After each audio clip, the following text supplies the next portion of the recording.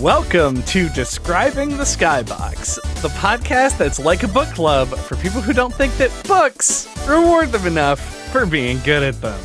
I'm Chad Redmond. And I'm Andy Kinney. And today, we're going to be talking about Perfect Tide's Station to Station, a game that was developed and published by 3Bs and was released in 2026 on macOS, Windows, and the Switch. But first, if you give us a like or rating, subscribe, etc., follow us on Blue Sky, it would be greatly appreciated. Chad, can you describe Perfect Tide Station to Station? Perfect Tide Station to Station, which we will probably just never refer to by name again over the course of this episode, is, and this is the first thing that I want to talk about anyway, even before the spoiler warning, because it is also a narrative-heavy game, is a point-and-click adventure game, or is it? Question mark. It is definitely an adventure game. The point and click elements of the game, if you have played the first one, are basically gone, which I view, and you can let me know how you feel about it, as an incredible improvement and a sign that they took the criticism that the first game received to heart when developing the sequel. I actually watched an interview with the creator about this game, and yeah, like I don't know what she like if it's a little bit of column A and a little column B, but yeah, like the point and click elements, I think we both agreed about the first game were a bit too pixel hunty, like not the best implemented or thought out, and I'd say yeah, other people agreed.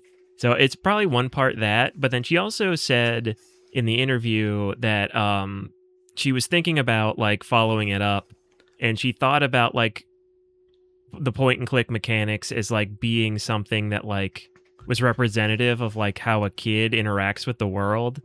Like they'll just like see shit and pick it up and be like, oh, how could I use this? And like, you know, kind of like the world kind of has like a little bit of like a slower pace, and like you kind of like view things differently, and et cetera and so forth. And then with the sequel, it was like she's in college now, and so like she wanted like her inventory to be like knowledge and experiences that she gains. So like it was like kind of a natural evolution to like move on from like the more traditional point and click mechanics. So So yeah, I think it's probably a little bit of both. It probably is like a response to the criticisms, and also like an artistic kind of ludonarrative harmony or whatever. Yeah. I think also, just to add on to that, is the point and click adventure mechanics are mirroring the time period in which the first game takes place. And this takes place like a little bit later, you know, like a few years past. And seldom has a genre had as precipitous a drop off as the point and click adventure game did, from like that era, like from the late 90s to the early 2000s. They all but vanished from popular culture. So it makes some amount of sense in that regard as well. Because that was, I believe, an explicit reasoning behind the game play in the first game as well, was to get that sort of as like part of its homage to that time period. So well, I'm adding a column C, but I do think it is a little bit of columns A through C. Right. And yeah, apparently she is a big fan of King's Quest, and I think that comes through in the original Respect. game. And that's why she's obviously much better at point and click adventure games than I am, if you can get through a King's Quest game.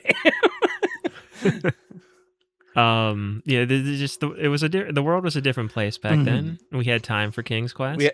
It was the 90s, and there was times for King's Quest. Exactly. But no, I agree, though, that I do think the game design in this game is much better for leaving that stuff behind. Yeah. And minor spoilers probably in this next discussion. So this is where I will say, as we typically do on games of this type. This game very mechanics light, even more so than the first game.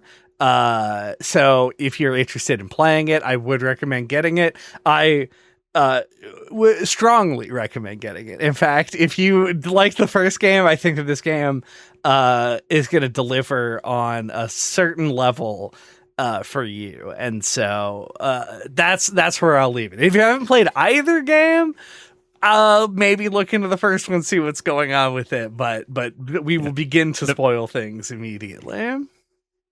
Yeah, and the first one is half as long as this. Like, it's pretty short, so it's not too hard to get through it if you want to get to this one. But yeah, I don't know if this is where you were going with this or not, but like the game seems like it's gonna be more mechanics heavy at the beginning with all of the like and knowledge collecting and in like having to juggle writing papers and stuff. Right. That only really is a thing in that first chapter, where like you get multiple assignments at once and have to decide like what to do in a way that feels like it's meaningful. Yeah. It's in fact it is where I was going with this, so you're correct. A lot of what the point and click adventure mechanics were replaced with were these other mechanics that all seem to funnel into a specific activity. So there's dialogue choices, and there are essay writing, and those are the two types of interaction the player has in this game. And because I think of the amount of space, and I mean that like the amount of time in the game itself that is dedicated to it, pretty much all of the UI is dedicated to this. There's a little day tracker that shows if you wrote a paper and read a book every day for the entirety of the game. I did expect a lot more out of the writing than I got. And I wouldn't necessarily call it a disappointment. It's funny because I think that it fails in a similar way to the point and click mechanics from the first game, but it's just so much less detrimental to what is, I think, the thrust of the game, which is sort of being Mara and learning about like where she is and the story that's being told. It feels like, even though I am a little disappointed in the way that it handles all of the writing thing, like you said, like huge focus on it early and then just not again. It comes up, obviously, you do have to do it, but it's just like way less of a thing. And I have some follow-up questions, but yeah, otherwise I do agree. I think it's weird how front loaded it is and how little it seems to really play into the rest of the game. Yeah. And yeah, I think you're correct that in both this and the first one are like, do introduce their mechanics at the beginning and are heavier on the mechanics in like the first third, and that really gives way to just the story. Because I think at the end of the day, like the developer is more interested in telling the stories. So that kind of I don't know if it's like there's greater gameplay ambitions at the beginning, and then because of like time or experience or whatever, like it just kind of falls away to like what she really cares about, or if it's an intentional thing. Who knows? Yeah, that is my. But I don't mind it really. Yeah, I agree. I don't mind it super much either. But I want to ask because there was something weird that I noticed, which was once again at the beginning of the game, you have to write a paper for a class that you're in, and you write the paper. And you turn in the paper. So this is before you even had the class like in game. Like in universe, she's been going to this class all semester. But then in game, you haven't been there. So you write this paper. It's like the tutorial on how to use like the data points and stuff and topics in writing. And then you hand the paper in. And then like a day later you get a grade and it says on the paper thing, it's like, good job, like excellent. You got a green dot on it. And then several other places in the game, it says like, oh, use your best work in some way. And sometimes that means write the paper using the things that you have like the highest skill points in. But then other times you have to submit work that you've already written. And it just felt like, first of all, I never got a grade, like a reception on like any other thing that I wrote for the whole game. Yeah. Yeah, it was weird. Like you get assigned a second paper and then like it cuts to from spring to summer and like you don't even get to turn that one in. Right. I think I might have turned it in. There are definitely some or things, at least I did, but I never got a grade on it. Because like I wrote the Mhm. paper and then I never got and then I think like there's the proposal to the librarian that I was hoping would maybe like have some effect on the way that the narrative played out, or even just like a mention. But like the one I turned it in and like the grade I got back was like, it was neutrally received. And then I don't think that I got that even that much feedback on anything else that I did for the rest of the game. It was just very odd. And there are places where you can like either miss a deadline or like do something else, but I don't know that it ever has an effect on anything. No, yeah, it doesn't seem like it. Because like my proposal was like well received. Like they were super jazzed on it.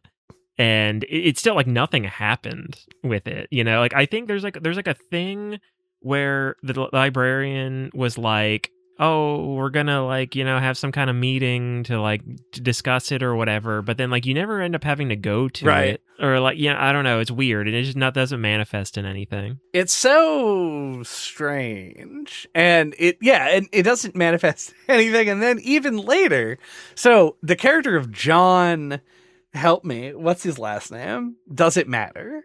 Arbuckle? Yeah, I don't John remember. Arbuckle from Garfield. The character of John plays a pretty major role in the story near the end of the game. But during the middle of the game, he asks for you to send him some writing. And then he comes back and just says like, wow, it's really good. You should submit to this journal. And I don't know if that was anything either. I don't know if it mattered what I sent him, but he doesn't bring it up at the end of the game, really. Like, as far as I know, like, I mean, I guess there could be some like minor dialogue differences that I would have no way of knowing that they changed. But like, there's no feedback that the player receives that's like, oh, it mattered what I sent to him. And despite the fact that you're going like on this, you have this very involved relationship with him by the end of the game. And it's like, but did anything that I did up to this point actually influence this? Or is it just the game being the game? Yeah, like for me, like I was working on the thing for the reading that you had to present. Yeah. And so I was like, oh, okay, this is like an opportunity. Like I'll write that and send it to him for feedback. And then maybe that'll be like a thing that can like make my short thing like better and blah, blah, blah. So that's what I did. And I sent it to him. He was like, oh, this is like pretty okay, but it's like a first draft. Like keep working on it or whatever. And then, like, you know, then that was it. No, I mean, that's basically the story for, like, every one of them. There's a point at the end of the game where they make this big deal, because at the end of the game, Mara gets real depressed and she stops going to school. And so she fails a class. But she emails the professor and is like, hey, can I make up the assignment that I missed? And the guy's like, yeah. And so part of what you have to do on like the last day of the game is to read a book and write a paper about that book during the course of the day. But when I got to that point after the entire game of none of it mattering, I was like, should I just skip this? Because like it gives you a choice. It's like, do you stay back and write this paper? Or do you go do fun, cool stuff? And I was like, well, I guess I'll stay back and write the paper. Because I've been treating it seriously to this point. Part of me wonders, like, how intentional that is. Or, like, how, like... Because to me, that almost kind of feels like it pulls you into the narrative, like, being, like, a 19-year-old... and having to weigh like, oh, like I have to, like I'm responsible for this now, you know, like no one's making me go to class. And And so you have to like weigh like what you want to do versus what you should do and blah blah blah. And is it like trying to like get at that like choice and the way you make decisions at that age, or is it just like kind of like a little sloppy? It's kind of hard to say. Yeah. I think I lean even further back, honestly, to where you were talking about. I think what happened was this was a mechanic that was dreamt up, and it got so far into development that it was like, it has to stay in, but the consequences for it are too complicated or too difficult to work in. So it's just going to be kind of this vestigial thing that you engage with. There are elements of it. I think the one that I was just talking about at the end of the game, I think is 100% that thing. It's like at this point you have to choose, like, does Mara care more about what she's like quote unquote supposed to care about versus her personal relationships and like social interaction, stuff like that. Though I have to imagine that if you choose the social interaction route, it's even more devastating what happens at the end of the game. So it's like, well, that sucks, I guess. But it is like, I think there's an element of player choice there that I think is good, but I think that it also makes you think about consequences of your actions that the game doesn't ultimately like give feedback on. So I'm like a little bit disappointed, but I'm kind of drawing this whole conversation out because I don't know how much more mechanical stuff there really is to talk about, and it doesn't bother me that much, which will become apparent as the episode goes on, I think. The other thing, I guess the only other thing that I had for the writing and stuff like that is there's this element that I did really like, and I think that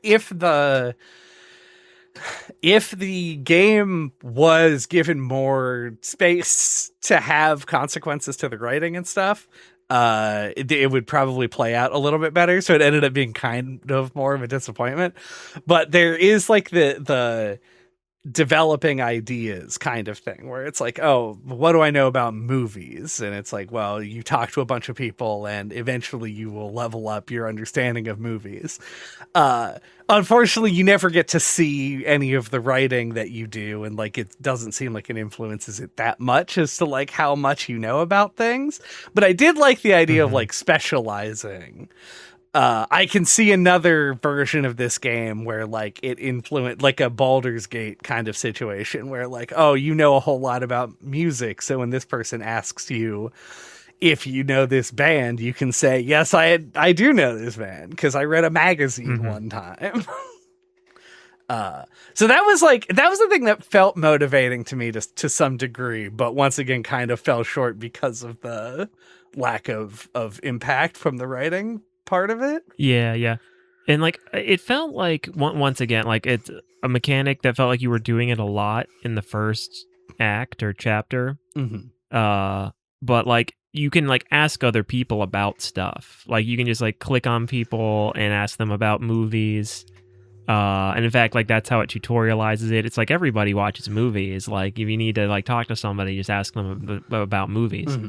But then like as you go on, like there's very few people that speech bubble actually appears over. So I was like, oh, okay, I guess that's not as much of a thing. Because yeah, like I agree. I can kind of picture like an interesting, like, especially for like the core idea of this game, I can imagine like a more fleshed out idea, like how like you're building knowledge and experience like at that age, like where you start, like I know for me, I always engage with movies like very casually in like high school. And it was when I went to college that like I talked to a lot more, like exactly like what this is representing, talked to a lot more people about movies and became like way more interested in them and like wanted to know more about them and like how they're made and become more media literate. So it you can imagine, yeah, it is like a more fleshed out thing that feels like it would be very like relatable to life.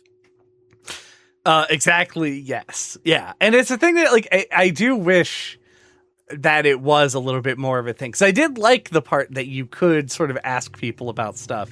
And it was pretty good about making it so that, like, for being like an adventure game, which are notably kind of unforgiving in genre, like there are a lot of games, especially in the old Sierra days, where one wrong move could end your game or soft lock you or force you to reload a save.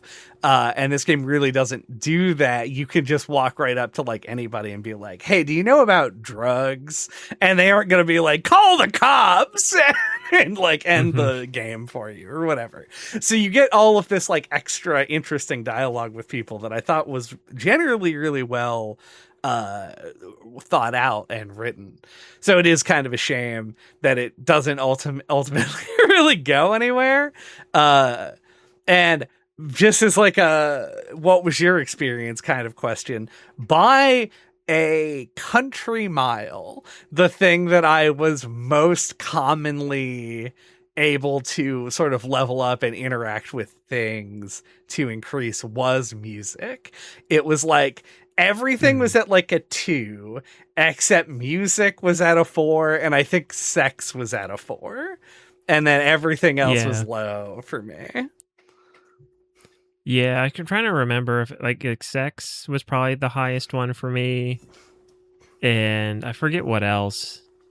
The city, I think, was also high. Those were probably both at like a 3 for me. Anarchism was either a 3 or a 4 for me. That was like my next highest, but it was notably not as high as music, which got very high by the end. So very weird. Yeah, like the way that it interacted, like to the point where I was like, am I missing something?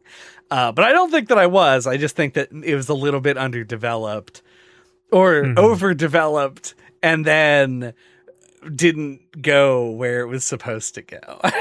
There's some dichotomy there. Yeah, there might also be a little bit of an element of like you're missing something in there, because like, this definitely seems like the kind of game where there's lots of like little opportunities to level things up that are like super easy to miss. Yeah.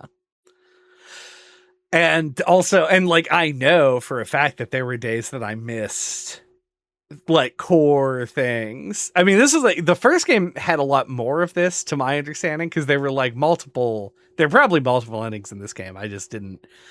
Did you go to any length to like look anything up about this game?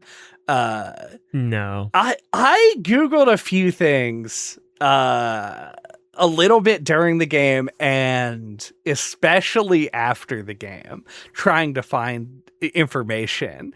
And this is we might be the first 2 people to have played the game. I'm not sure, because you just like it did just come out in January, so yeah, it is recent-ish. It's recent and niche. But there is not a lot of information out there about this game, which was I wouldn't say frustrating, but it was weird for me to like not be able to find answers to questions about a game. That just hasn't been an experience I've had in a very long time. The fact that I was able to find a walkthrough for the Halloween hack of Earthbound was, I was like, no way. Like, why do I have that, but I can't figure out like where X or Y is in this game, or a list of the books in the game is something I tried to find. That doesn't exist as far as I can tell. So that's kind of interesting. Maybe that's part of this game sort of hearkening back to an older time when you didn't just have all the information in the world available to you. Okay. So that's everything that you can do in the game. Pretty much, yeah. Yeah. And it's not the best designed interaction, I will admit. This is one of the most affecting games that I've ever played. I think this game very much like the first game, which I also didn't really like the mechanical interaction of. but really liked the story and really connected with it on a personal level. I think that this game does the thing that sequels are not supposed to be able to do and surpasses the original in every single checkbox. Like everything that's on the list, I think this game does better than the first one. And that includes the sort of subpar mechanical part.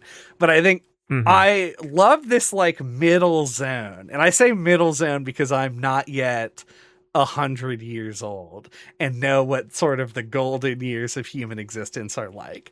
But focusing on like the teenage and childhood of a character in the first game, and then this middle stage where she is more mature but still so unsure of what it is she actually wants, are these tumultuous years before adulthood. And I love this focus, and I think it's just one of this series has done such a good job of it in a way that very few other things I think have, in a way that at least to me mirrors reality. And I was just really impressed by the writing once again in this game. Yeah, I think I mostly agree. I think there's like a couple of things I like better about the first one. I really like I don't something about the setting of like the island, and I feel like it really captures that like transitory teenage years where you're like not a kid anymore, but you're not an adult yet, and like you don't really like fit into the world in a clearly defined way. I don't know. It just felt like it captured growing up in like a small town in an interesting way that I was into, like on a vibe level, I guess. But other than that, I think, yeah, this game is just better in every other way. But it's the game is very sincere and very like, I don't know if there's like a game I've ever played that feels more like honest, like to the point where you're like asking yourself like, how autobiographical is this? Yeah. Because it feels that personal.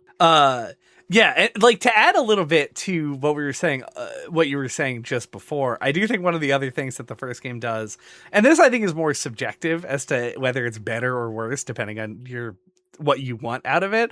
I think the stakes in the first game were elevated higher than they are in this one. There's like I said at the end, there's kind of like a little bit of drama of like, oh, are you gonna lose your scholarship? But then you kind of just go, no. I'll just write the paper, and then that stress is gone. Like you don't even think about it. The first game was like a lot of like, is Mara as a minor character being like used by the adults in her life in a way that was like way more distressing. So if that's the kind of thing that you're into, which sometimes I am, sometimes I like something that's just like very upsetting, then the first game does that a little bit stronger. But yeah, go ahead. I was gonna say the first one's like more nostalgic too. Like it's very much like, I don't know what the right word, but like it very much is like focused around like that like early internet experience of like, oh, the internet was new and like chat rooms are new and exciting and like all that. Like it very much like relishes in the time period that it's set, like through the eyes of like a young teen, in a way that feels like very nostalgic if you were alive at that time. Where this one is also set in a specific time period and specifically references the things people were doing then, but it feels less core to its identity. Yeah. And I think that what it is, it instead chooses to focus on sort of Mara's character, and the world more revolves around Mara in the second game. And the first game, Mara was sort of the one orbiting the happenstance in her life. She has more control in this game, and maybe that's a bad thing. Maybe that's like one of the core questions that the game kind of struggles with. But yeah, no, otherwise I agree. There is more of a nostalgic vibe to the first one. And you also mentioned the island, which honestly is such a good call out because like the environments in the first game feel much more interesting and fun to be in. Like the city, Yeah, like cozy. yeah, the city is like a living place that works as a setting for a game, but like the island feels more fantastical, especially somebody who grew up sort of landlocked, you know, like it feels this like very magical sort of place. Yeah, and there's even this like kind of like the idea is that like it's like a tourist spot in the summer and like just like a ghost town in the other seasons. And I feel like even that gives it an interesting vibe that almost kind of like mirrors like reality. At least I know for the two of us, we did not grow up in a town. So like you couldn't just like go walk around the neighborhood and see what other kids were doing like in the summer. So like you could feel like pretty isolated at home. And so like a small place felt a lot bigger as a kid and blah blah blah. It feels like it captures a lot of those feelings like in a kind of amorphous way. That I enjoy. But like you could almost compare it, and this is kind of a reach, but like to like Ocarina of Time, where like when you're a kid, everything's like more exciting and fun and colorful, and everything always has all the quests have like a little happy ending, and then you go forward 7 years to that you're an adult, and now everything's much more like straight-laced and like kind of dour and like, oh, actually things kind of suck. Yeah, and people shriek at you in the street and try to bite your head off. Yeah, classic adulthood stuff. Yep. So it has that sort of thing, but like in a more grounded, real way where, yeah, things were a little bit more mystical and magical as a kid, and things are more just kind of as they are as an adult. Yeah, we even get that return to not to Perfect Tides, but to Belta, the town where she went to high school. Yeah, the mainland town, yeah. And it is just like this. It's just like a purely negative moment of there is no childhood nostalgia. It is only sort of like the bitter realization of adulthood, especially with like the talk that she gives to the kids, which is one of the things, just to like, I guess, sidebar and talk about this for a short period. I think that like one of the things that the writing does really well, and it's funny because I complain about this shit in so many other things. It is, some of the writing in this is so funny, but in a way that feels more believably like you're having a conversation with somebody. I hate when people try and put jokes into places where jokes don't belong. I think it takes like actually a pretty keen comedic mind to know when a joke is the right thing to put in to break tension in a scene. And we have too many things that are written where everything is quippy and jokey, and then it fails to live up to the stakes that the game sets up. This does not. I think that by the end of like the sequence, I was really in Mara's head, where it was like, I feel the disappointment, but then also I can acknowledge that there were like these parts of it that were actually really funny, like her asking the kid if her dad killed people. It's just good. Like it's the writing is so, I think you described it as like honest earlier. Like it's honest, it's grounded. It feels very natural. And even though it is heightened, it, like all writing tends to be, it does have that sort of grounded feel. And I think that helps with that scene, sort of sells it as this isn't the same as it was. It's not bad in the same way, but it's also not good in a nostalgic way. There's like a malaise that you get as a late teen, early adult. Yeah. Maybe some of the best written teenagers, or most realistically written teenagers ever. You don't think Life is Strange? Not quite. No go fuck yourself in this one? No, I agree though. I do think it's surprisingly, it's strange because like the first game did focus more on teens. Well, I guess it still focuses on teens because they're not in their 20s yet. But like the high school kids and stuff, I felt like everything in that game felt a little bit more elevated, or heightened, I guess is the word. And then this game feels more grounded and does feel like even it gives it a little bit of an edge as to being like a more realistically written game, and that may just be experience, but the developer of this game used to do like a web comic, and so she does have a lot of experience writing, so I don't think it's quite that. I think there's a shift in tone and focus here that I think makes it land a little bit better. For sure. I know you're the one with a shit ton of notes, but I was gonna suggest maybe talking about Mara's romantic relationships, because that's a pretty big part of the game. I agree. This is one of those things where I felt like the game was playing me a little bit like a fiddle. In that there's like when you have, it's interesting because this game goes through multiple romance arcs, I guess you would call them. There are like 3 love interests who we see the relationship play out from middle to end, from beginning to end, and then from the beginning, which is also the end, and the third act. And it highlights what you would expect, I think, is that it would highlight how Mara has sort of matured and changed through each of them, but it really isn't. And I think that's why I think it worked for me as well as it did, because her relationship with Adam is pretty clearly abusive from like not from the beginning. I think the clues are there, but like it becomes very obvious pretty quickly that she shouldn't be in the relationship and that it's bad.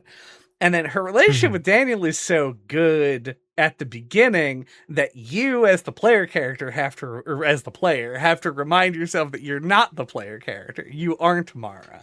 And you're like, I was blaming Mara for things in that. I was like, I see where the frustrations are, but like, do this or say this or whatever. But the game doesn't actually give you that chance because it's not a role-playing game. And then by the end of the third relationship, you kind of realize that like Mara is not like becoming better at this kind of a thing. She is just finding things that she doesn't like with everybody. And that's kind of the point. And like, I don't know. Yeah. Like, and I mean, I have a bunch of thoughts, but, it felt weird because like, and everybody's different, and has different tastes and things, but like, I thought it was interesting that like, I thought the character, it seemed like the best fit for her was Theo. And she's the one guy that she does not have a romantic relationship with. And I wondered if that was intentional, like some kind of commentary that like when we're young, we can like make bad decisions and like choose the wrong partners and like stay in bad relationships and like not realize what's best for us. So I don't know if it's going for that kind of a thing at all. But like, yeah, it almost to me felt like she was getting worse with time. Like, yeah, like to me, like with Daniel, I felt like that was like I wasn't on board for that from the very beginning because I was like, I feel like in the first chapter, like we just learn that he's like a flake and like, you know, like all these like things, and I'm like, this is gonna go bad really quick. Like he's just gonna like let her down after the honeymoon period, and that's exactly what happened. But yeah, that one felt like the most realistically depicted relationship though, with Daniel. But yeah, like when I first started playing, like I thought I did not expect to break up with him in the first act with Adam. Like because I was like thinking, like I had like this criticism in my head. I'm like, they should have made him like cool and nice for the first chunk of the game, and then like slowly like to put you more in her shoes of like endear you to him first. Yeah. So then like once it like, you know, once it starts to go bad, it's like harder for you to because like I was like so ready to break up with him. Like when do we get the opportunity to break up with him? And then it just came way quicker than I expected. Yeah. Well, it's funny because like I feel like in other media or in another game, in anything that isn't this, he gives big villain vibes, right? Like you think that like he's gonna show up at school as the third act and chase you down with like a club or something. Probably not that, but like he's going to be some kind of like villain that recurs throughout the story, but he never comes back. Like you reference him, like the specter of that relationship looms over other parts of the game, but he isn't like the big bad in that way. And I think that it's an interesting choice. It's not an obvious choice. So I kind of agree. It would have maybe been better if there was like a little bit more build up to it and maybe had it last a little bit longer so that you could get that sort of like more heart-wrenching feeling out of it. But I also like what they did here with Adam, and so I don't dislike it, and it does highlight certain elements of it.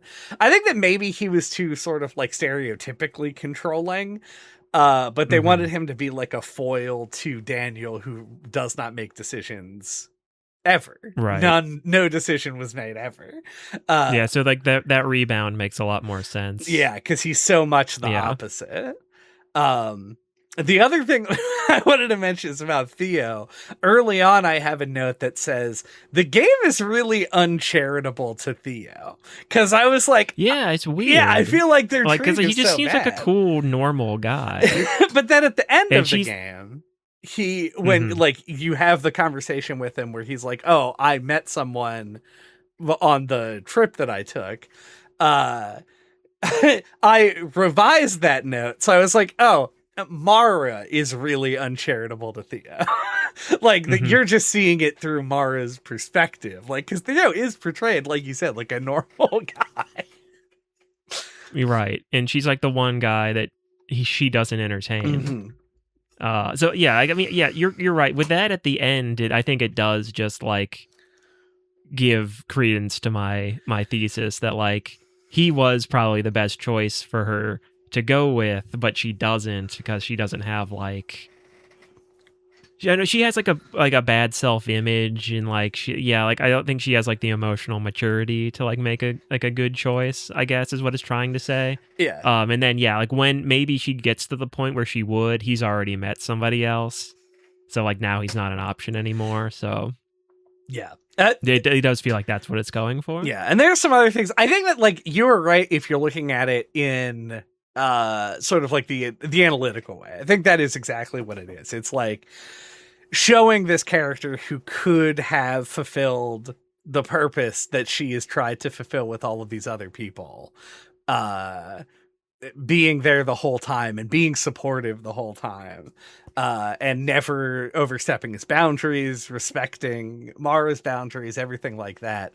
But I do think it's also funny that part of the reason that she doesn't want to date Theo is because he's Jewish, and that's who her parents or her mom and her grandmother want her to see. Want her to date. Yeah. Yep. So they're all like upset because that's like a common thing in Jewish culture, which is another thing that this game is like the one thing that I have like, I used to live with a Jewish guy for like several years, and that's my entire experience with like the culture of American Judaism. And so I feel like I connect to Mara on so many levels, except this like one very important cultural one. And I like it comes up several times, and I like it because it is autobiographical in the story. But I always find it interesting that like that didn't cross my mind until the sequence where you're at your grandmother's house and they talk about it, and I was like, oh right, like that's an important part of like who she is and like the family that she comes from. But I just forgot. Yeah, why don't you find a nice Jewish boy? Yeah, I do. But yeah, I think because of that, though, I do really like Thea's character. I love the sequence for many reasons where you get high on the roof. The hysterical camera angle on Mara's dialogue when she's high is a big standout for me. Yeah, it almost feels like a reference to those like your brain on drugs kind of commercials. Yeah. Shit. Did you perceive Daniel as black from the beginning? Yes. Because I didn't. Interesting. I thought he was either like Hispanic or like Indian or something. And then like there's the sequence when you go back to the town, to the high school, where he's like, try growing up black in this town. I was like, oh. I thought his skin was a little like more brown. Right. Whoops. So like that, like nothing really to say about that other than I misread that one. Yeah. Well, it does change like culturally the way that sort of he's perceived. It's funny because I didn't remember him from the first game. And in fact, Me neither. don't know if he was in the first game. But he does go back and talk to a guy from the first game like they've known each other forever. And they did go to the same high school. I just don't remember his character whatsoever. I don't either. Yes. There might be something in there at the beginning that like they didn't become friends till like senior year or something.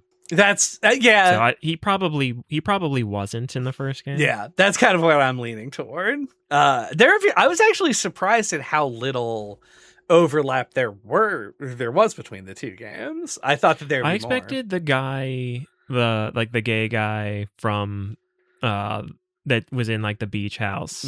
Simon? I expected him to make an appearance. Yeah. Because mentioned that he lives in the city. That's so true. like I thought they would meet up at some point. And he gets name dropped at the end of the game if you talk to the writer whose house he was staying in. You can bring him up. Yeah, there's like the party you go to. Uh-huh. We talk about him, yeah. Which one of the things at that party, and just a note that I made, is that she mentions that like the members of the band were like around in the crowd and she didn't realize it until they went on stage. And like, oh man, is that just every show I have ever been to? That literally just happened to us. I wrote that. I remember. Yeah, we were ago. just at a concert. And like I remember like noticing like these people walk by and they were dressed a little bit more, flamboyantly, like a band would. Uh-huh. But I didn't think anything of it. I was like, oh, I had some kind of sarcastic comment in my head, like, oh, look at this guy or whatever. And then like, he goes back, backstage and up onto the stage and like, oh, okay, he's in the band. Yep. Yeah. It always has, because I will like go to like the merch table or something. And in your head, you think the guy selling merch at the table is somebody that the band hired, not is like the front man of the band. Roadie. Yeah. Yeah. But yep, that's who it was. So it's been it happens like every time I go to a show. So it's funny. It's the first time I've ever heard anyone acknowledge it in fiction or in real life. That happens all the time. I also thought it was interesting, just a random detail to notice. That the house that her family has moved to, the living room is the exact same living room as the house in the original game. Man, it sure is. The TV and the couch in the same spot. Mm-hmm. In fact, it's so similar that I kind of didn't process that it's a different place. Yeah, that they had moved it all. And it's portrayed as this like, for her mother anyway, is like this big thing, like leaving the house that they grew up in. But then they moved into an apartment that looks exactly like the house that they lived in. So I'm like, it's just kind of like when somebody gets a dog that looks exactly like the dog they used to have, and then they name it the same thing. I don't know if anybody did. Oh, I don't know if I've ever seen My that grandmother one. did this. Oh. She had a beagle named Buddy, and then when Buddy died, she got another beagle and now also named him Buddy. And I was like, why would you do that? Yeah.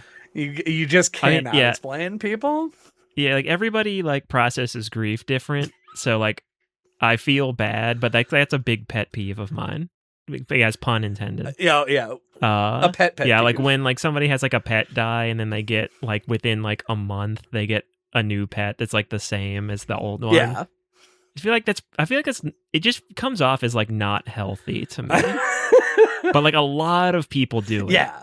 Like a huge number of people do it. There's even I don't know. It just something feels off about that to me. Yeah. No, unhealthy is also the way that I would probably internalize it as well, because it feels like it's like, if I died, would you just like get another fat friend? Like what?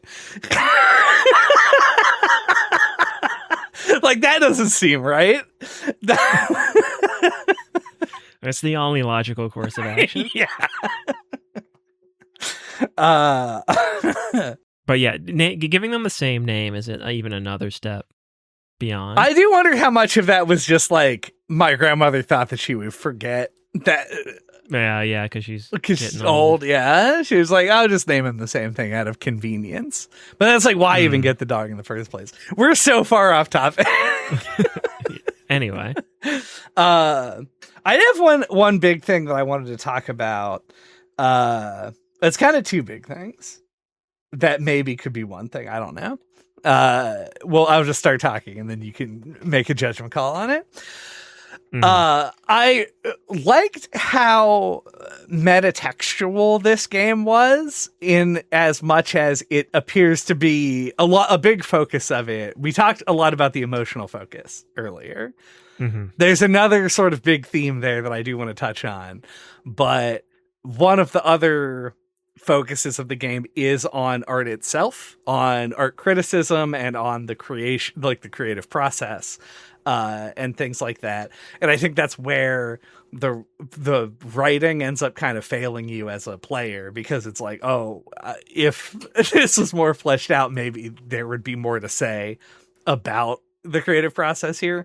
So what we end up with is instead a lot of talk about media criticism in terms of movies and music and books and essays and shit like that. And everybody has something to say about it because they're all in art school.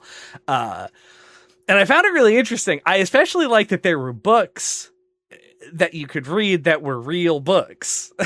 Like, you obviously don't get the full text of them, but like Mara's summary of things that are actual, works about art that have been taken down, and some that I've actually had heard reference. I've never read the majority of the things that are in this game, but the Left Hand of Darkness is in. But we did read the Left Hand. Yeah. Le Guin is referenced.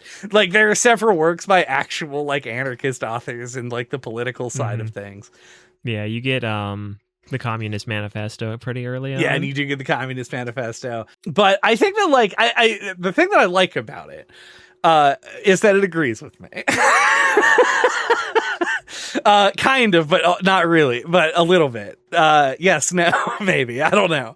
I like that it shows an appreciation through the examples that are being used of art specifically that is personal and messy and kind of shitty and just sort of very human. I think that's what these games are. They're games made by largely one person and have a focus on the actual human experience, the things that she went through growing up as a person are autobiographically the events of this game.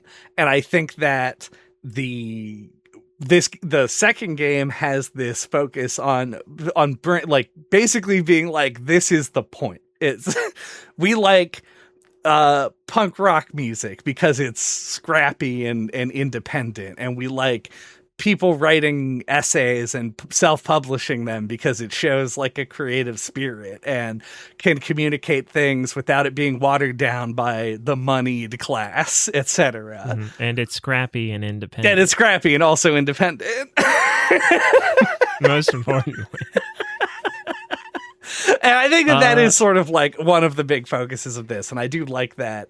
But it is, I guess, it's maybe a little bit heavy-handed. I'm not sure. Yeah, I feel like it does accurately kind of capture part of going to college for a creative in a creative field. Because it even calls this out in her inner monologue. I think when she's talking to the high school kids, where it's how do you really quantify artistic ability with grades, and it's not quite as clear cut as academic pursuits. And that's something I think a lot of people I don't want to say like struggle with, or but like it's like a thing you have to kind of like grapple with is the better word. Like if you're going to school for like art, like you have to kind of decide like, because I feel like you like the average person kind of has like an idea of art and like what it is and like how they appreciate it, which is like much more surface level, because we aren't really like taught in school or in life really how to like talk about art. So like you kind of have to like form this more like solid idea, like what you think of it and like your relationship to it and like what you value about it, like, you know, like in school. And it definitely captures that kind of element of like you're like kind of figuring all that out, like what you value in it. Yeah. And it sort of, and it tries to go beyond that because it adds these characters of Andrew and John who are outsiders to the school. They show up and do a reading and they hang out. And they're from the area, but they aren't like residents because they have made it, essentially. Like they are popular enough that they're making a living off of their art. And so there's this sort of comparison between the scrappy and independent art of Mara and her friends and this more like professional version of it, what they sort of aspire to.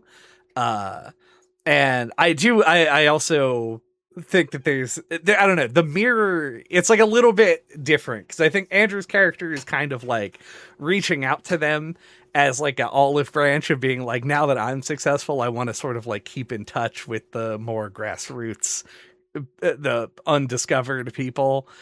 Whereas, so I don't feel too old. Yeah, but they're feeling kind of differently toward him, where they're like, are we not supposed to be here? Are we outsiders to this group of people? And so there's this more complicated relationship that they have.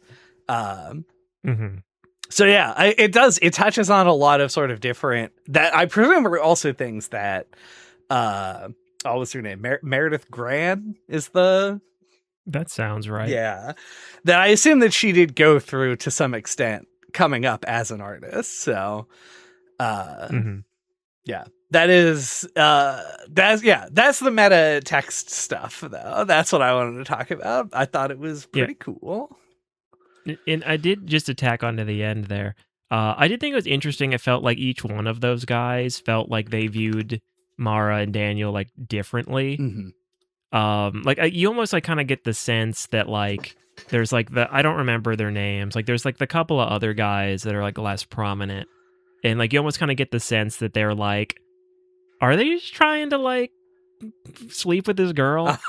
Like I don't. It's very subtle, but I feel like it came through in the writing that they were like kind of skeptical of like why he's reaching out to these young kids. And so like I just want to if we haven't done it enough already, props to the writing there, because I think that comes through. Yeah, it's good enough to be subtle, but like there are other parts where it's immediately called out, like like with the wife. Yeah, when they go to the party, she's like, And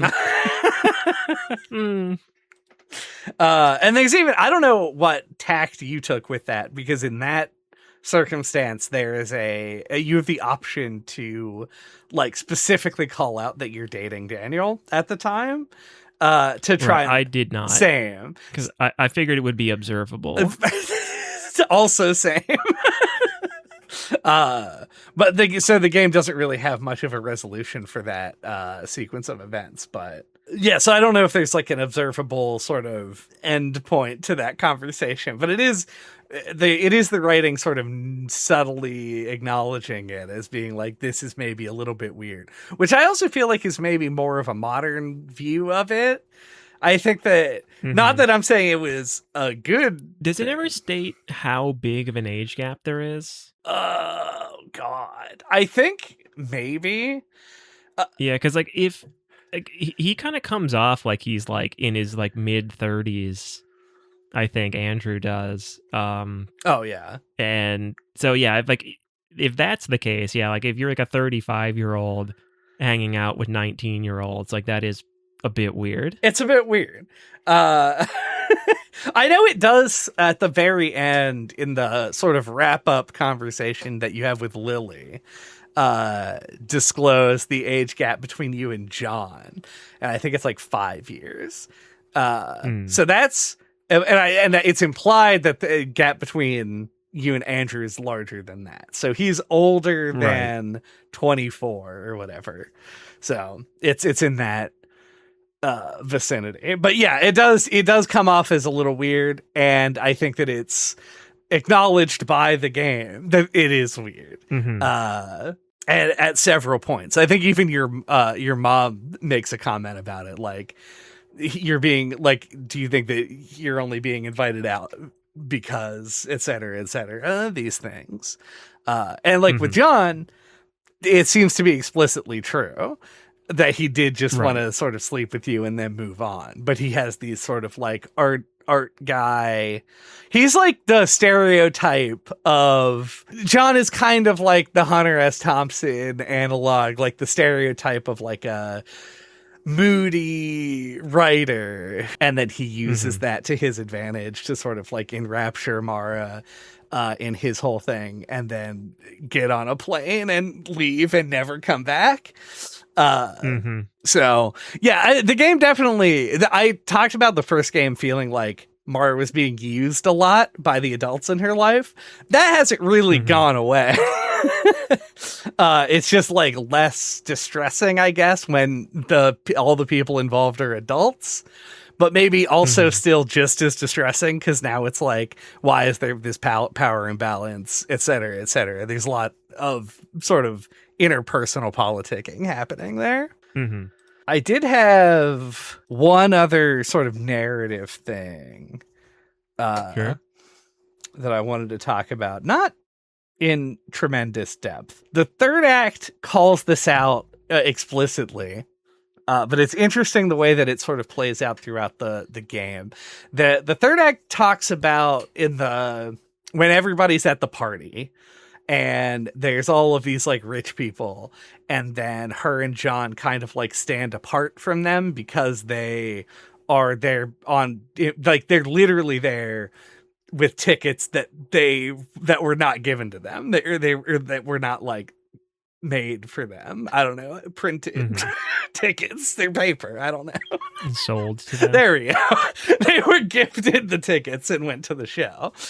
And it's this idea of like, oh, all the people here seeing this band that they don't necessarily know all that much about or even like, because it's the idea of an artist that's maybe a little bit independent and a little bit scrappy. And this and these people who truly do appreciate the art, they're amongst all of these people who the implication is do not. And it's this idea of like facades, like what are all of the things that we put out for other people to see. My favorite quote from the game is something that she says, not out loud, but the inner monologue when she's in the car with Lily the first time that you go out. And she says, you want to tell her everything, but you want her to believe that you're okay. It's just this, I think is kind of the thesis to like how Mara is written, and also just a very relatable sentiment to have. But where everyone sort of is putting off this like air that isn't really their true feelings, except Theo. Which is why Theo's the best, because Theo is upfront about everything that he wants, and is seeing a therapist who told him to be direct with the people that he's with, and that's why he just ends up sort of coming out on the other side of this. But nobody else really is. Andrew wants to I think Lily. Well, yeah, but even she has this thing with like her boyfriend where she's trying to, similar to how Mara did with Adam at the beginning of the game, is like she's trying to prolong this relationship that she has an understanding probably isn't going to go well. And that's like a shade of she that. Just seems she just seems to have more of like a better head on her shoulders. Like I feel like she like seems like she understands the world in more certain terms than Mara does. Like she's very aware that that's what she's doing. Yeah. whereas like Mara would kind of struggle to like express exactly what it is she's going through. Yeah. And it is like a mirror sort of to the first game, because like a lot of the conflict in that game was this Mara reacting to the decisions that Lily was making, where Lily's making things that were ultimately better decisions. Mara doesn't want to see that sort of like move on and leave her behind. And now Lily has sort of matured in a way that Mara has not. And you kind of get that at the end of the game, that maybe Mara is taking those steps as she's describing all of the relationships that she had over the year, to be like, oh, like these are seeing them in the cold light of day, as it were, the mistakes that she was making, and it becomes a little bit more obvious. And more props to the writing here on this detail. I feel like Lily feels very much like a well realized real person, even though she has so little screen time. Like, I feel like I've known people just like her, so I just think that's impressive. No, that's true, and she does have like more of a.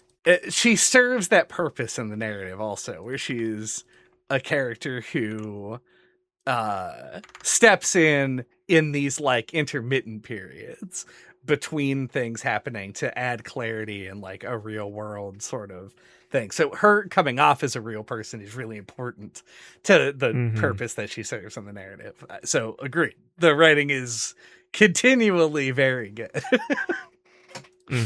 But did we talk around like your original point? No, we talk people who don't underappreciate the art and stuff. Yeah, it was just like people. The theme of this game, I feel like, is people putting on or like putting out a public face that doesn't reflect the like their actual feelings. And I think that the meta commentary stuff about art is a mirror of that as well, where it's like these are what they perceive, what the characters perceive to be like actual art, like the stuff that they really connect with, are the things that aren't, that there isn't a polish to, that there is a human element of. And when they go out and they see all these people who are also putting on a face, they think that that is sort of this in terms of the game is like a reflection of them being disingenuous. And I think that Mara's biggest strength, the way that the impact that she has on characters throughout this, is sort of making them show their humanity. Whether it's with Adam, who is outwardly supportive, but like in a manipulative way, by the end of it comes out as everything that he says at the end of their relationship is very vitriolic and like showing his actual intentions. Stuff like that. I think, I don't remember her name, the character who gives her the lip piercing near the end of the game, has this conversation with her in the bathroom of being like, man, I really thought they were gonna kiss. I kind of also, this is Life is Strange poisoning us. We were like, every video game character is bisexual. We played Life is Strange. Right.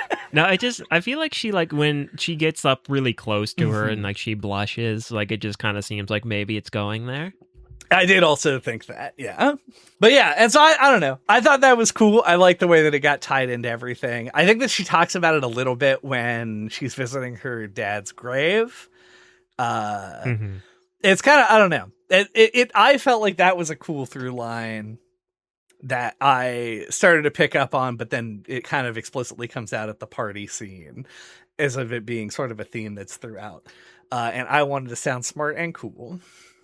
Yeah. No, I mean, I definitely think it's also a thing, and you did. No, but I think it also, I think, kind of goes along with, like young people like becoming artists. Like I do feel like there's like that stereotype, especially at the time, that like you need like an image as an artist, or like you need to come off like you might cut your own ear off. You know, like, yeah, like I feel like there very much is that like sort of like I have to act a certain way. So like it makes a lot of sense for her to interact with people who are like that.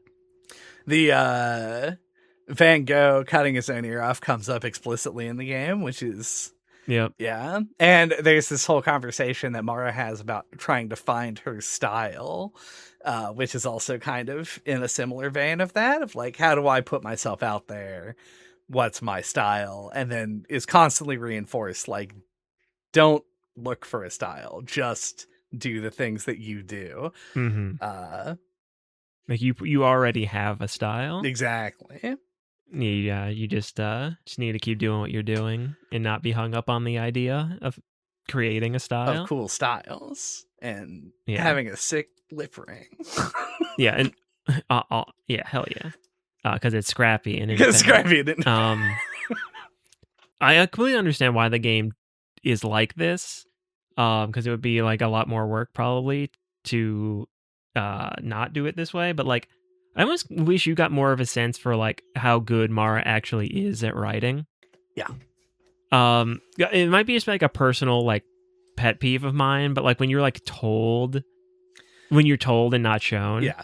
Like, oh, like she's a good writer, and like, oh, like, and it seems to be true because like the professors seem to like her, and like that's usually a sign that they're like a good student and like they are talented and stuff.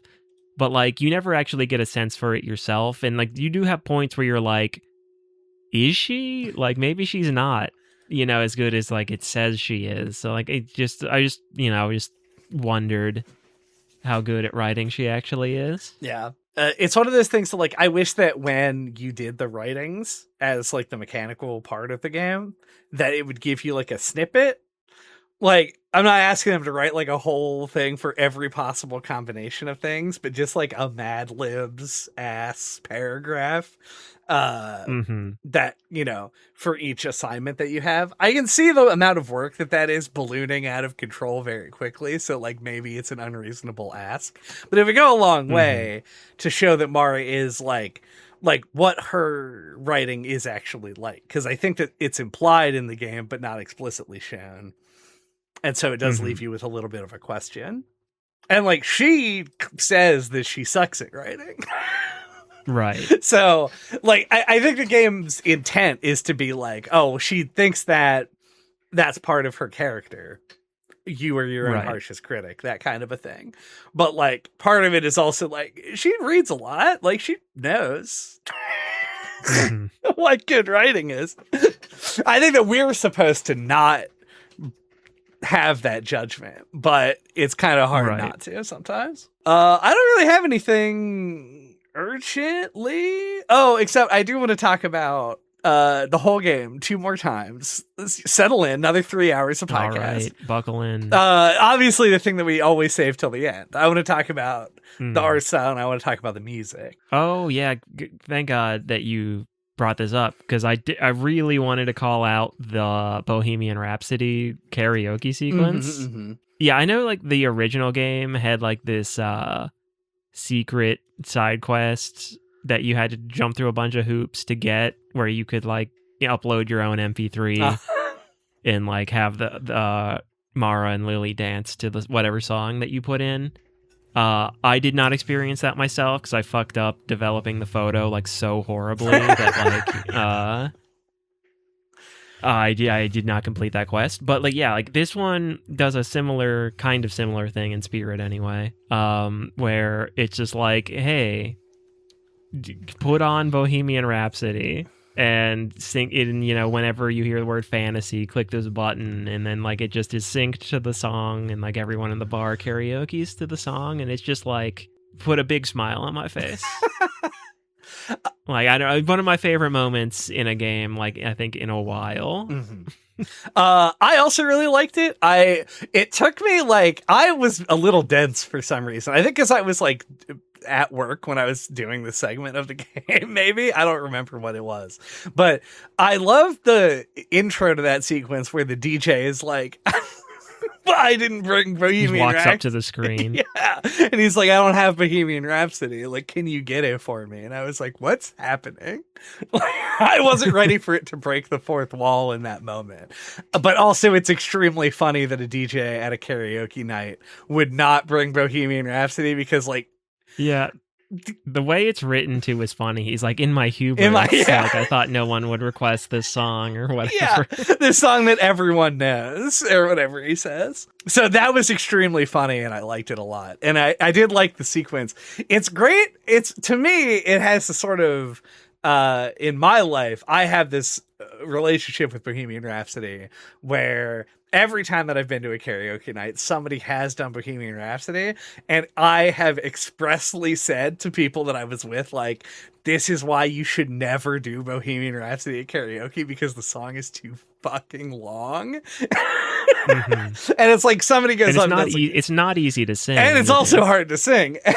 So it's funny that they had this whole sequence in this game where not only is there nobody like me in the crowd, everybody's getting into it and like dancing along and singing Bohemian Rhapsody. So it is this like fantastical moment before you sort of solidify your relationship with Daniel. So it is great. It's super great. I do, though, want to say the other thing is super great is all of the rest of the music in this game. I don't want to like heap too much praise on it or whatever, because I'm not a music smart man. But I do think that they absolutely nailed the assignment, because it feels like it is appropriate chiptune type music for a video game, but it isn't. It's written with live instrumentation. It's not digitized, or at least it's not always digitized. Some of it is just written on presumably like a keyboard. Yes, and yeah. But they're like live tracks that feel like a weird blend. It feels like they somehow melded the real and the virtual, and may have with some kind of filter that I'm not familiar with. But I always found these moments, like especially with like the guitars in the soundtrack, that just felt a little bit uncanny in a way that I was like super digging. And also a lot of it's just catchy and good. I should just say there's some catchy and good music in here. There's no Mara's house theme that ruined it for me this time. Just really good all the way through. I liked it a lot. I think I largely agree. I don't think I feel quite as highly about it, but I did really like. I think it's what plays in the bar, like whatever that name of that bar is, like O'Malley's or something. Weird O'Malley's. Yeah, Weird O'Malley. It's like on a motif of like a guitar riff of an actual song, and I can't remember what it is, but it's definitely like supposed to evoke like a real song. And I was like, oh, that's cool that it's like, and I do think that one is a MIDI track because it's got like the kind of chiptune sounding guitar distortion effect. But like, good use of music overall for sure, and good that it is good in a game that like has things to say about music. If you had things to say and then the music that you put in the game sucked ass, it would be pretty weird. Right. Yeah, like I feel like the music in the first one, if memory serves, was like a little bit more amateur. I wonder if it's just like the same guy. I wrote down the dude's It could name. be, yeah. Daniel Kobolars is the guy who did the music for this game. Might have been the same for the first game. Who knows? And then also the art is the same essentially as it was in the first game. But I really like it. It has a extremely fucking old TV cartoon style to it that just works really well. Yeah, I feel like it looks very like Scott Pilgrim. Closest thing I would compare it to, I think. But yeah, it does kind of have like a Nickelodeon vibe or something. For some reason I was imagining like if Perfect Tides was a television series between the years of 1999 and 2002, it would like air on MTV after Daria. That's the vibe it gets. And if that's not immaculate, fucking may God strike me down. Do we have Scrappy and independent thoughts? My Scrappy and independent thoughts are this game was really good. I feel like I have not re-listened to it in a long time, but I feel like on the episode for the original was like one of those odd episodes that happen every now and then where I feel like I just come off as like negative and like I don't like the game for some reason, even though I liked it. And so I think I did a much better job this time of not doing that. Because I also really like this one. And yeah, I feel like it.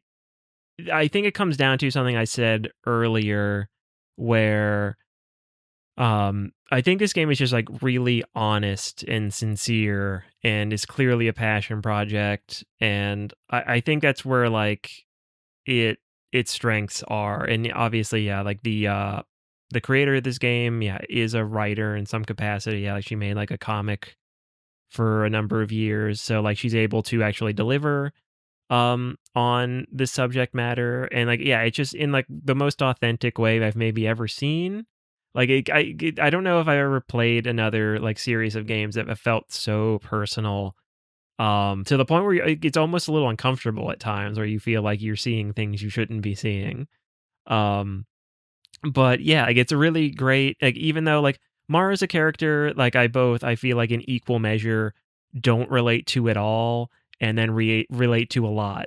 Um so she's like definitely a great character to like kind of, I think, go through the story. She very much like with she very much embodies, I think, like the teenage spirit, and can kind of like put you back in the shoes of like who you were when you were a teen, and how you made decisions and thought about the world and stuff. So I think he's just very successful on all fronts and like all the things that it's trying to do.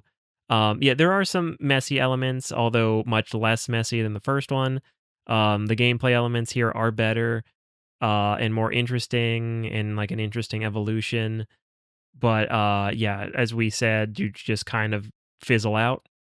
Um, but I think that's kind of fine, for the kind of game this is. Like the narrative takes front, and center, center stage.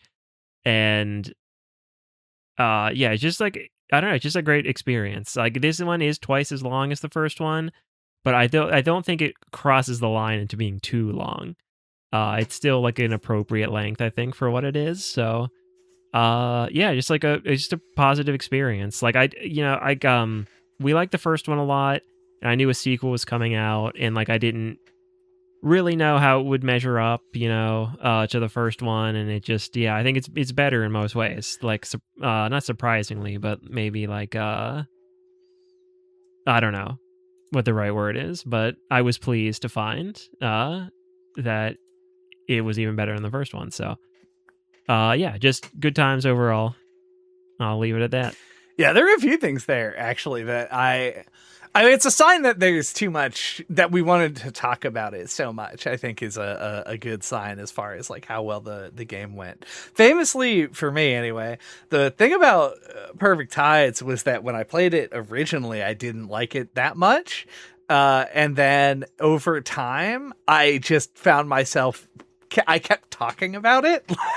Like I was like, oh yeah, I played this game Perfect Times, and it was like, and then eventually I was like, oh, it was just like a really good game that I at the time was frustrated by the mechanical parts of, and that's sort of what, and it my opinion on it didn't flip because I was positive on it from the beginning, but like it just kept escalating to the point where like I am very high on the first game. And so I was very surprised. I was trepidatious, I would even say. I was cautious about this game. And then playing it and finding that I liked almost everything that it was doing even more than I liked from the first game was a real surprise to me. So I think it was, I would be saying that it was surprising actually is a pretty apt description. But ultimately though, I think that this game is extremely good. I think that it is a little bit disappointing that the mechanical stuff did not quite live up to its potential. But it's much less of a roadblock in this game than the mechanics were in the first game, that I don't care at all. It's I was having too good of a time with the rest of it. If I had a complaint about the narrative, it would be like maybe it drags a little bit in the fall. But to your point, this game is longer than the first game. It doesn't really feel it. Like when I look back on it, like this game felt long in comparison, but it did not feel like as much longer as it actually was. I don't know. If you relate to it, if you connect to it, and if you are the person who likes to get into a more personal narrative kind of game, I think this is like an absolute home run. I wish I could, in good conscience, say skip the first one and go to the second one, because I think the first one will turn off a lot of people who aren't used to the mechanics. But play it with a walkthrough. Yeah, you can just play it with a walkthrough and not worry about the mechanics. And then you can have more of... And this game does away with, to the best of my knowledge, having multiple endings, which is great, because I hate multiple endings. This is a well-known fact about me. So I will say that the one true ending of this podcast is that this game is very good. Wow. Wow. Thank you for listening to Describing the Skybox this week. What are we describing next time? Next time, we're going to be talking... you might not have heard about this one. It's this is kind of a niche kind of RPG game that we are going to cover. It's called Claire Obscure Expedition 33. Yep. Late to the game. We're a bit on this one. Late, quite literally. Yep. Late to the game. But we're going to be talking about it, and I've played a little bit of it, and I'm ready to be a contrarian and complain about stuff that is universally loved. Yeah. I feel like this is one where like that we're going to be on opposite sides on, because like I feel like this is a game I would have played like right when it came out, like if we weren't doing the podcast, and I feel like this is a game you never would have touched if we weren't doing the podcast. So this is very possible. Yeah. But yeah, we'll talk about it next time. And until that time, you can get a hold of us. All of our contact information is on our website at describingtheskybox.com or on splattershot.pro. There you can find links to our Blue Sky account, the Discord server where you can suggest games for us to play or talk about the games that we've already played. You can find a link to our YouTube channel and listen to any of our old episodes, including ones that we did on Perfect Tides, the first one, and Grim Fandango. Yeah. Several Life is Strange games. The Cat Lady. Lorelei, the sequel to the Cat Lady. Spiritual successor. I don't know. Those are some games. Pentiment. I mean, we've talked about a lot of games actually that have been developed by one person. Fucking Midnight Manor. That's a scrappy and independent game right there. I mean, Undertale. What's it called? Dujana. Yeah. Lots of games. The Earthbound Halloween in hack, yeah. Very recently. All right. Date that like button. Write your paper in the comments section. And get it in before the bell rings. Perfect. Yeah, tides.